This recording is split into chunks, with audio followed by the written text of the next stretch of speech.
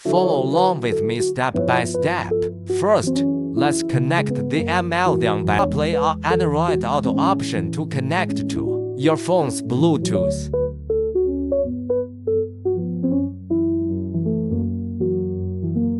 After Bluetooth pairing, a light tap enables connection to the in-car CarPlay.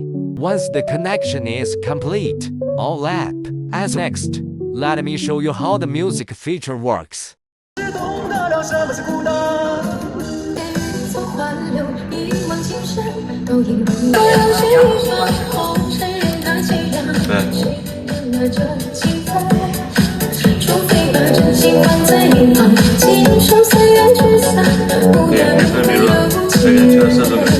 Lastly, I'd like to mention that you can freely switch between the original car interface and the CarPlay interface.